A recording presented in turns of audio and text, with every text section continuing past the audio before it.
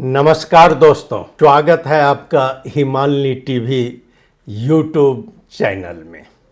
मैं हूं सच्चिदानंद मिश्र। दोस्तों, नेपाल की राजनीति में आजकल एक ऐसा भूचाल आया हुआ है जिसका केंद्र बिंदु केवल एक व्यक्ति है। एक व्यक्ति यानी कि अमरेश कुमार सिंह, जो कि 5 बार सांसद होने का अनुभव प्राप्त किए हैं। नेपाल की संसद में अमरेश कुमार सिंह के बयान ने राजनीतिक बहस को तेज कर दिया है। संसदीय समिति की बैठक में उनके सैन्यीकरण संबंधी विवादित वक्तव्य पर तीखी प्रतिक्रिया देखने को मिल रही है। आखिर अमरेश सिंह बार बार सरकार के समर्थन और विरोध दोनों भूमिका में क्यों दिखाई देते हैं? ये कभी सरकार के विपक्ष में चले जाते हैं और कभी सरकार के समर्थन में दिखाई देते हैं। कुछ दिन मौन रहते हैं और फिर ये बोलने लगते हैं। पार्लियामेंट के पटल पर खड़े होकर छाती ठोकते हुए यह कहना कि नेपाल सरकार इस देश को नॉर्थ कोरिया बनाना चाह रही है, कोई साधारण बात नहीं है। सवाल यह नहीं है कि अमरेश सिंह क्या बोल रहे हैं, बल्कि सबसे बड़ा यक्ष प्रश्न यह है कि आखिर अमरेश सिंह किसके बदौलत इतना ज़्यादा बोल रहे हैं। इसके पीछे वो कौन सी अदृश्य शक्ति है जो उन्हें इतनी ऊर्जा और निर्भीकता प्रदान कर रही है। आखिर उन पर कोई कार्रवाई भी नहीं हो रहा है। बालेन साहब भी मौन है और उधर पार्टी भी मौन है, और बीच में ये मजा ले रहे हैं, ये दिन पर दिन बोलते जा रहे हैं। और अब आकर उन्होंने तो नेपाल को नॉर्थ कोरिया, उन्होंने पहले पाकिस्तान बनाने की बात कही थी, लेकिन अब वो कह रहे हैं जो पाकिस्तान नहीं, अब नॉर्थ कोरिया बनाने की साजिश हो रही है। तो हम उस अदृश्य शक्ति की बात करेंगे और हम जानना चाहेंगे। आज के इस वीडियो में हम इसी रहस्य से पर्दा उठाएंगे और नेपाल की राजनीति में चल रहे हम इस हिडन गेम का विश्लेषण करेंगे, जिसे शायद आम जनता अभी समझ नहीं पा रही है और वह प्रतीक्षा कर रही है। संसद में गूंजते विवादित बोल और अज्ञात बैकिंग। अमरेश सिंह आजकल एक अलग ही रो में है। संसद में उनके स्वर देखने लायक होते हैं। उन्होंने यहाँ तक कह दिया कि सरकार की नीतियाँ नेपाल को नॉर्थ कोरिया की राह पर ले जा रही है। एक तरफ वो इस तरह के अतिवादी बयान दे रहे हैं, लेकिन दूसरी तरफ नेपाल की राजनीति का एक स्थापित सच यह भी है कि कोई भी नेता बिना किसी मजबूत बैकिंग के इतना खुलकर और बेखौफ होकर नहीं बोलता। तो इसी की तलाश में आज नेपाल की जनता है। तो यह बैकिंग कहाँ से हो रही है? लोगों को यह रहस्य समझ नहीं आ रहा है कि आखिर अमरेश सिंह का नया पावर सेंटर कौन सा है। बालेन शाह पर बार बार हमला असली विरोध या कोई मैच फिक्सिंग है यह बालेन शाह के साथ? अब आते हैं सबसे दिलचस्प और रहस्यमयी पहलू पर।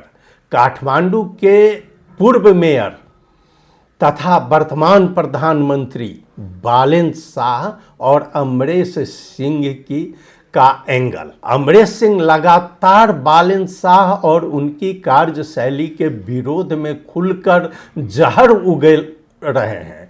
लेकिन हैरानी की बात यह है कि बालन सरकार जो अपने आक्रामक रवैये और तुरंत पलटवार के लिए जानी जाती है, वह अमरेश सिंह पर पूरी तरह से मेहरबान या यूं कहे कि मौन क्यों है। बालन सरकार की ओर से अमरेश सिंह पर कोई कार्रवाई नहीं हो रही है। बालन के इर्द गिर्द रहने वाले भी, उनके जो सलाहकार मंडल हैं, वो अख्तियार के प्रमुखों को बुलाकर थ्रेटन दे रहे हैं और लोगों को न्यायाधीश के बारे में कई बात सामने आ रही है। लेकिन ये अमरेश सिंह से क्या वो डर रहे हैं? अमरेश सिंह के खिलाफ एक शब्द भी बलुआटार से नहीं निकलना, यह एक आश्चर्यजनक बात है। क्या बालन सरकार खुद अमरेश सिंह को यह छूट दे रही है कि तुम बोलो और बोलते रहो और एक केंद्र बिंदु बनकर रहो, तब तक ध्यान आकर्षित करते रहो? राजनीतिक विज्ञान में एक कहावत है कि कई बार एक चतुर तानाशाह या शासक अपनी ही सत्ता को मजबूत करने के लिए या अपनी ही सत्ता को लंबे समय तक चलाने के लिए या जनता का ध्यान भटकाने के लिए अपने ही किसी मोहरे से अपना छद्म विरोध करवाता है। क्या यह बालन शाह की कोई सोची समझी चालाकी तो नहीं है? क्या बालन जानबूझकर अमरेश सिंह का इस्तेमाल कर रहे हैं ताकि राजनीतिक नैरेटिव उनके इर्द गिर्द ही रहे, घूमता रहे? यह सवाल अब जनता के जेहन में कौंधने लगा है और जनता जानना चाहती है कि आखिर बालन शाह अमरेश सिंह को इतना छूट क्यों दे रहे हैं। कि कुछ ही दिन पहले अगर देखा जाए तो बताया जाता है कि यही अमरेश सिंह ने, जब प्रतापगंज की घटना हुई तो सभी मधेसी नेताओं को एकत्रित करके एक जगह बैठवाने का भी काम किया है, मिलाने का भी काम किया है। अब एक ही बार वो संसदीय समिति में आकर इस तरह सरकार पर आरोप लगा देना, तो जरूर यहाँ शंका पैदा होती है कि आखिर क्या बात है और अमरेश सिंह के पीछे वो कौन सी शक्ति है। क्या बालन सरकार खुद अमरेश सिंह को ये छूट दे रही है? यह लोगों में जिज्ञासा हो रहा है। अब हम बात करते हैं कि रवि लामेछाने और रासपा का फायदा। देखिए, पार्टी भी अमरेश सिंह के खिलाफ कोई कार्रवाई और कोई स्पष्टीकरण नहीं पूछ रही है, जबकि ये सबको पता है जब पार्टी का अधिवेशन था तो अमरेश सिंह उसमें मौजूद नहीं थे। आखिर इससे क्या अंदाजा लगाया जा सकता है? जब अमरेश सिंह बालन के खिलाफ आग उगलते हैं तो एक और खेमा है जो दूर बैठा मुस्कुरा रहा है, यानी कि रवि लामेछाने और उनकी पार्टी राष्ट्रीय स्वतंत्र पार्टी के रवि लामेछाने के नज़दीकी कार्यकर्ता।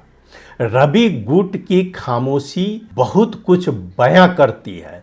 जब बालन, जो उनके एक बड़े राजनीतिक प्रतिद्वंदी बनते जा रहे हैं, पर हमले होते हैं तो रवि पार्टी के नेताओं को इसमें अपना फायदा नजर आता है, इसलिए वो चुप है और अमरेश सिंह के इतने तीखे बयानों का राजनीतिक लुत्फ उठा रहे हैं। तो यह साफ स्पष्ट हो रहा है, अस्वाभाविक भी है, कि जब वो बालन शाह पर अमरेश सिंह प्रहार करते हैं तो कुछ न कुछ फायदा तो रवि लामेछाने को हो ही रहा है और रवि लामेछाने अपनी चुप्पी मार दिए हैं इस पर। वो पार्टी के स्तर पर कोई भी कार्रवाई नहीं कर रहे हैं। यह भी एक सोचने की बात है। तो यहाँ दोनों का फायदा हो रहा है, बीच में अमरेश सिंह अपना पॉपुलैरिटी गेन कर रहे हैं। अब इसी बीच में अमरेश सिंह का भारत से भी संबंध, भारत के मुद्दे पर अमरेश सिंह की रहस्यमयी चुप्पी है। इस पूरे घटनाक्रम क्रम में एक और चीज जो सबसे ज्यादा खटक रही है वह है अमरीश सिंह का भारत के प्रति रवैया। हमेशा भू राजनीतिक मुद्दों पर मुखर रहने वाले अमरीश सिंह के मुंह से आजकल भारत के पक्ष में एक भी शब्द नहीं निकल रहा है, बल्कि पाकिस्तान का नाम वो कई बार ले रहे हैं। अगर वो भारत के पक्ष में नहीं बोल रहे हैं और भारतीय प्रधानमंत्री का भी नाम लेते नहीं सुना जा रहा है, तो फिर उनकी नई वफादारी या नई फंडिंग या नई बैकिंग कहाँ से आ रही है? क्या राजनीतिक समीकरण पूरी तरह से बदल चुके हैं? लोग जानना चाहती है कि 5-5 बार सांसद होने का दावा करने वाले और हुए भी हैं और संसदीय अनुभव का व्याख्यान करने वाले अमरीश सिंह के पीछे आखिर कौन सी शक्ति है? अमरीश सिंह ने अपने पीएचडी के अध्ययन के दरमियान पूरा राजनीतिक लाभ और राजनीतिक संपर्क दिल्ली रहकर ही बनाया है और दिल्ली से ही जुड़कर इन्होंने राजनीतिक प्रतिष्ठा और राजनीतिक एक ऊंचाई प्राप्त की है। लेकिन आज दिल्ली से दूर क्यों हो रहे हैं अमरीश सिंह? जनता ये भी जानना चाहती है। क्या बालन सरकार और रवि लामेछाने की रासपा अचानक से इतनी लोकतांत्रिक और सहिष्णु हो गई है कि उन्हें अमरीश सिंह के किसी भी बयान से कोई फर्क नहीं पड़ता?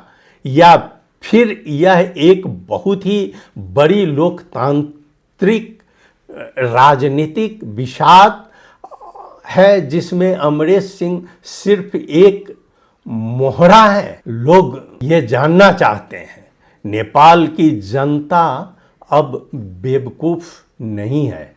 लोग यह सवाल पूछने लगे हैं कि यह शैडो बॉक्सिंग कब तक चलेगी? यह अमरीश सिंह का अपना राजनीतिक दुस्साहस है या पर्दे के पीछे से बालन शाह और अन्य राजनीतिक ताकतों द्वारा रचा गया कोई बहुत बड़ा चक्रव्यूह? आपकी इस बारे में क्या राय है? क्या आपको भी लगता है कि अमरीश सिंह के पीछे बालन शाह का ही कोई हिडन एजेंडा है? कमेंट करके ज़रूर बताइए। मित्रों, आपने सुना, बहुत बहुत धन्यवाद। हमारा YouTube चैनल सब्सक्राइब करना नहीं भूलें। धन्यवाद। नमस्कार।